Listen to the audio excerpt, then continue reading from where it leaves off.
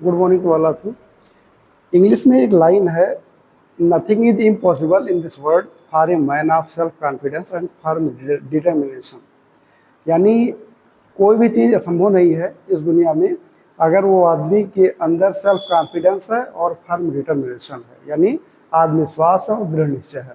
ये लेसन है आपका प्रोज का, डीप वाटर लेसन थर्ड है, क्लास 12th का है, जो कि विलियम डगलस जी ने लिखा है। तो इसका हम शॉर्ट समरी हम लेकर आए हैं। शॉर्ट समरी से पहले हम आपको बता देते हैं इसमें क्या बताया गया है, इससे हमें क्या सीख मिलता है इस लेसन से।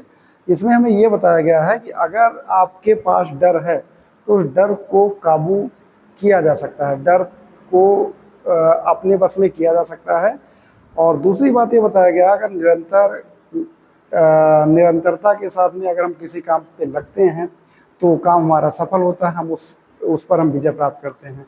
और हमें कभी भी घबराना नहीं चाहिए, चाहे जो भी परिस्थिति आ जाए, हमें अपने आत्मविश्वास को खोना नहीं चाहिए।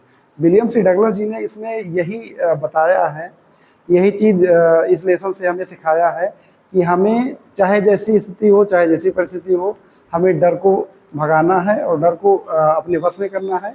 अगर हम अपने डर को अपने बस में कर लिए, उस पर काबू पा लिए, तो निश्चित रूप से जिस काम में हम लगे हैं उस काम को हम उसमें हमें सफलता मिलकर ही रहेगी। तो ये लेसन है आपका short summary of the lesson deep water का।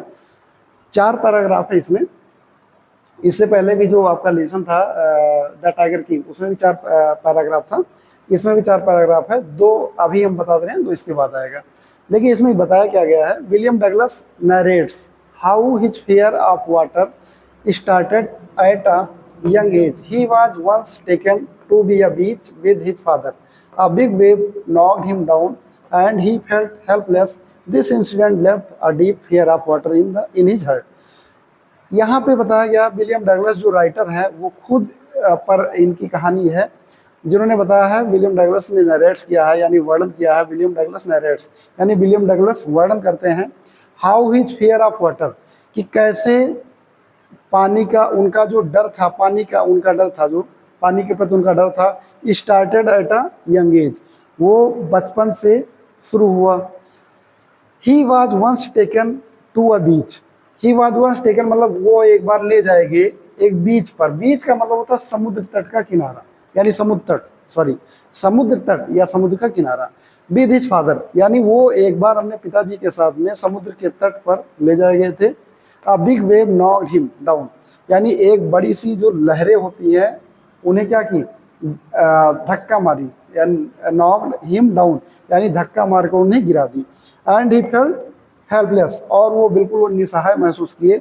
दिस इंसिडेंट का मतलब होता है घटना। ये घटना left a deep fear of water, यानी यही घटना क्या हुआ, left a deep fear of water. उनके इन हिज हार्ट उनके मन में, उनके हृदय में एक गहरा डर, पानी का एक गहरा डर छोड़ गया, बना गया। सेकंड पैराग्राफ आपका क्या है, later he decided to learn swimming at YMCA pool.